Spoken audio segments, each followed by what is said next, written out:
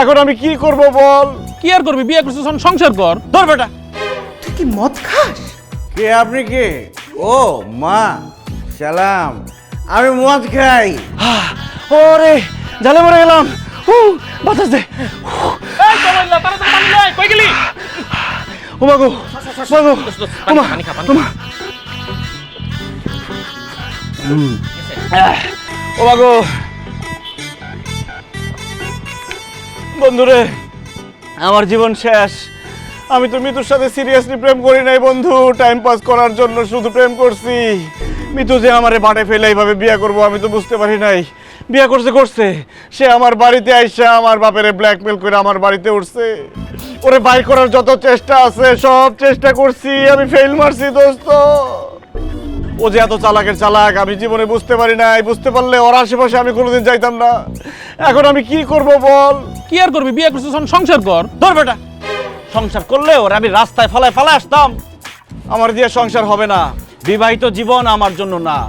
আমি সারা জীবন সুন্দর সুন্দর মেয়েদের সাথে ঘুরবো, ফিরবো, প্রেম করব, টাঙ্কি মারবো, এটাই ছিল আমার উদ্দেশ্য। একটা মেয়ের সাথে একই ছাদের নিচে সারা জীবন থাকা আমার পক্ষে সম্ভব না বন্ধু। একটা আইডিয়া দে, যেটা করলে মিতু বাসা থেকে চলে যাবে, সে আমার সাথে সংসার করতে চাইবে না। একটা আইডিয়া পাইছি। কি আইডিয়া পাইছস? তোরে নেশা করতে হইব। হ্যাঁ, আমি কি প্রেমে ছায়া খাইছি নাকি যে আমি নেশা করবো? আরে বেটা, পুরো কথাটা তো শুনবি। এখনকার মেয়েরা কোনো নেশাখোর পোলারেই পছন্দ করে না। এখনকার জামানায় সবচেয়ে বেশি ডিভোর্স হয় কেন জানোস? কেন? কারণ তার স্বামীরা নেশা করে, নেশাখোর। তুই আজকে মদ খাইয়া বাড়িতে যাবি, যাইয়া ভরপুর ভাঙচুর করবি। তুই মিতুরে বুঝাইবি যে তুই সেই লেভেলের মাতাল, সেই লেভেলের নেশাখোর। তারপর দেখবি নিতু তোর কপালে লাথি মাইরা তোর সংসার সাইডা পালাইব। ভালো একটা বুদ্ধি, কিন্তু দোস্ত আমি নেশা করবো কিভাবে? মদের গন্ধই তো আমি সহ্য করতে পারি না। মদের গন্ধ নাকি আসলে আমার বমি আসে। তখন দেখা গেল আমি অসুস্থ হয়ে যাব, আমার হসপিটাল নিতে হইব, আমি মরে গেছি। মদ খাবি কে? মদ খাওয়ার অভিনয় করবি। নায়ক বাপ্পারা সিনেমার মধ্যে মদ খাওয়ার পরে যেরকম অভিনয় করে ওরকম অভিনয় করবি। বাড়ি থেকে ভাঙচুর করবি, তোর বউ দেখবি তোর কপালে উষ্টা মেরা তোর সংসার মশার ফালায় ভাঙেছে। ঠিক আছে বন্ধু, আজকে আমি বাসায় গিয়ে মদ খাওয়ার অভিনয় করব, মাতালের অভিনয় করব। তাহলে মৃত্যু আমার সংসার থেকে পালায় চলে যাবে।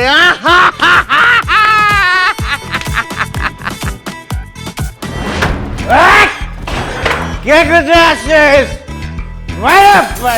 ভূমিকম্প! কিসের ভূমিকম্প? আমি ভূমিকম্প।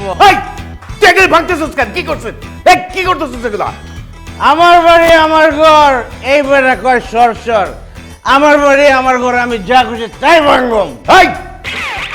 এই বাড়ি আমার। তুই ভুলে গেছস আমি তোর বাপ? ওরে বাপ রে বাপ, আপনি মরে গেলে আমি তো বাপ, মানে আপনি মরে গেলে আমি এই বাড়ির মালিক হব। অসভ্য কোথাকার! বাবার মরার কথা মুখে আনতে তোর একটু আটকালো না? আর তুই এরকম করছিস কেন? হ্যাঁ, তুই কি মদ খাস? কে আপনি? কে? ও মা, সালাম। আমি মদ খাই। আমার বোতল থেকে বুঝো না আমি মদ খাই দিচ্ছে, আমি মাতাল। কি মাতাল? তুই মদ খাইছিস? আমার ছেলে হয়ে তুই মদ খাইছিস? ছি ছি ছি ভাইয়া, তুই মদ খাওয়া শুরু করছিস। আর তোর তো আমি জীবনে একটা সিগারেটও টানতে দেখলাম না। মদ খাওয়া কবে থেকে শুরু করছিস? আমি অনেক আগে থেকেই মদ খাই। আমি সবসময় মাতাল থাকি, কিন্তু কম খাই তো, তাই তোরা বুঝতে পারিসনি। আজকে একটু বেশি খেয়ে বলছি, তাই আমি বেশি মাতাল হয়ে গেছি। আর আমি শুধু মদ খাই না, আমি আরো অনেক ধরনের নেশা করি। তোমার ছেলে একটা নেশাখোর মা।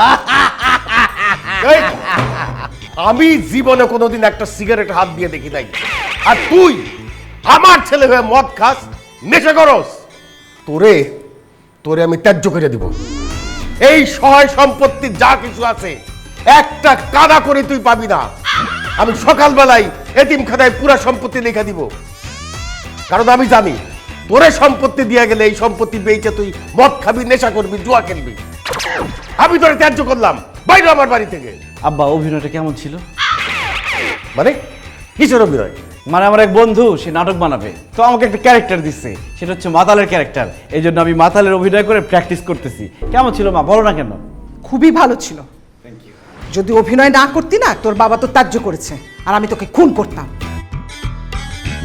পানি মদ দা তো না, মদ খাই নাই। তবে তুই যদি আজকে মদ খাইয়া মাতলামি করতি, আমি সত্যি সত্যি তোরে ত্যায্য করতাম এবং এই সম্পত্তি থেকে তোকে বঞ্চিত করতাম। সকালবেলা গিয়া এতিমখানায় সব সম্পত্তি আমি লিখে দিয়ে আসতাম। চলো।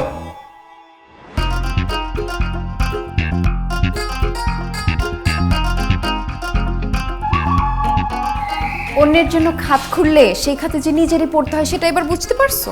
মানে আমি খুব ভালো করেই জানি তুমি আমাকে বাসা থেকে বের করার জন্য এরকম মাতাল মদখোরের অ্যাক্টিং করছো। তুমি কি ভাবছো তুমি এরকম মাতাল হয়ে ঘোরাফেরা করবা আর আমি ভয় পেয়ে তোমাকে ছেড়ে চলে যাব? না চান্দু, তুমি যদি নেশাখোর হও আমিও নেশাখোর হইতাম, তারপর দুইজনে বসে একসাথে নেশা করতে করতে জীবনটা শেষ করে দিতাম, তাও আমি তোমাকে ছেড়ে যাইতাম না। সো এরপর থেকে এই রকম নাটক তুমি আর করবা না, বাবা মা কষ্ট পাবে।